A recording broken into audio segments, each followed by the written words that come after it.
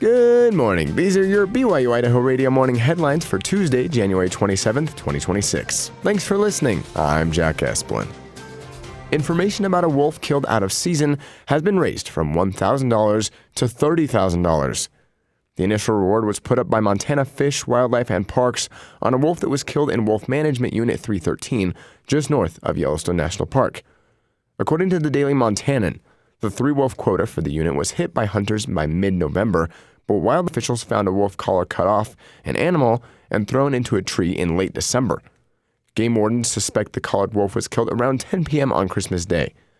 The Large Carnivore Fund and Wolves of the Rockies have upped the ante, an additional $30,000 on top of the FWP's original reward.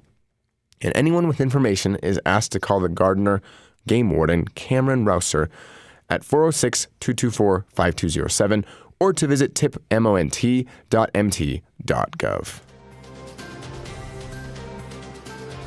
After a stellar performance against Utah this past weekend, BYU freshman Dybantsa received several accolades to add to his resume. Dybantsa was named the Naismith Player of the Week as well as Big 12 Newcomer of the Week. The Big 12 honored Dybantsa with the Big 12 Newcomer of the Week award for the third time this season and is receiving the Naismith Player of the Week award for the first time. And for good reason. The 6'9" forward out of Massachusetts scored 43 points in Saturday's win over the Utah Utes, setting a new single-game freshman scoring record, which was previously held by BYU legend Danny Ainge. But their biggest challenge of the season was last night, with them hosting the number 1 ranked team in the nation, the Arizona Wildcats. BYU nearly pulled off an incredible comeback, but came up short by 3 points.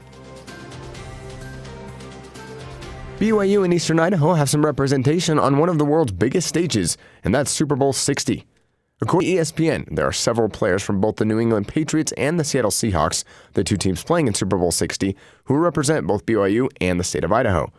For the Patriots, defensive tackle Kairos Tonga represents BYU. He had 3 tackles against the Denver Broncos in the AFC Championship game, along with a sack earlier in the playoffs. Boise State also has a few players, including Seahawks star defensive end DeMarcus Lawrence and backup running back George Holani. Lawrence has 2 sacks in the playoffs, and Holani had 31 total yards of offense in the NFC Championship game against the Rams.